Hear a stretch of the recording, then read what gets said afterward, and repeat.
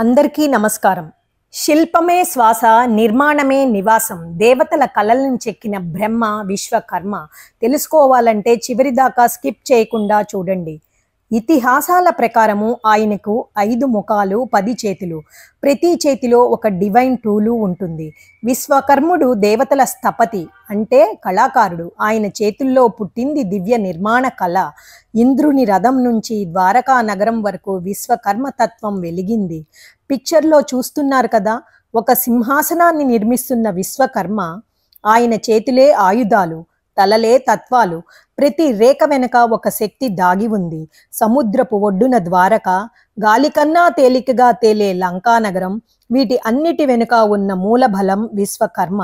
దేవతల విమానాలు, శబ్దాన్ని ఆధారంగా చేసుకున్న నిర్మాణ శాస్త్రం, ఇది శబ్ద బ్రహ్మ శిల్ప తత్వం. వాస్తుశాస్త్రం, యంత్రతంత్ర విద్య, దేవాలయాల నిర్మాణం, వీటి అన్నిటికీ మూల పురుషుడు ఎవరంటే విశ్వకర్మ. ఇంద్రుని వైజయంతి నగరం, శివుని త్రిశూలం, విష్ణుని సుదర్శనం, వజ్రాయుధం, ఇవి అన్నీ విశ్వకర్మని చేతిలో పుట్టిన కళామణులు. మానవ శరీరాన్ని దేవాలయంగా చూపే నిర్మాణ నమూనా. ప్రతి అవయవం ఒక దేవతా స్థానం. శబ్దం, ప్రకాశం, శిల్పం, ఈ మూడు కలిసినప్పుడే బ్రహ్మాండం రూపం అందుకుంటుంది. ఒక చిన్న కథ. ఒకసారి ఇంద్రుని విమానం ధ్వంసమయ్యింది. దేవతలు భయంతో శివుణ్ణి ఆశ్రయించగా ఆయన చెప్పిన మాట, నిర్మాణం వెనుక ఉన్న శక్తిని మరిచారు కాబట్టి అది ధ్వంసం అయ్యింది. ఇక్కడే విశ్వకర్మ గొప్పతనం తెలుస్తుంది. అందుకేనేమో సృష్టికర్తకు సలాం చెప్పేందుకు ప్రతి సెప్టెంబర్ నెలలో విశ్వకర్మ పూజ దినోత్సవం కూడా ఉంది. ఓయ్, ఒకసారి తలచుకో, ద్వారకా నగర నిర్మాణ రహస్యాలను బ్రహ్మదేవుని ఆధ్యాత్మిక కలంతో ఒక గ్రంథం రాసుంటే అది చెడు చేతుల్లోకి వెళ్ళిపోయిందంటే మనిషి దేవతలా మారతాడా, లేక అదే శక్తి మన వినాశనానికి బాటలు వేస్తుందా? శిల్పేశ్వరాయ నమః, శాంతాయ నిత్యాయ నిర్మలాయ చ, త్వయా నిర్మితమే వేదం జగత్ సర్వం చరాచరం.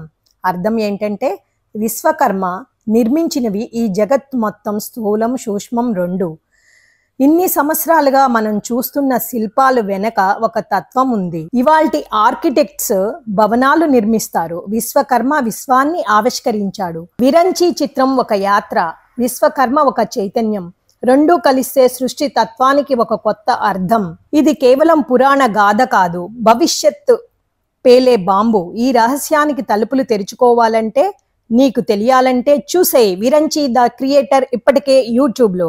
బ్రహ్మ రాసిన కథని విశ్వకర్మ చెక్కిన వేదికపై వివరించి చూపించబోతున్నాడు. కాలం కూడా విశ్వకర్మ చేతిలో ఓ పరికరం మాత్రమే.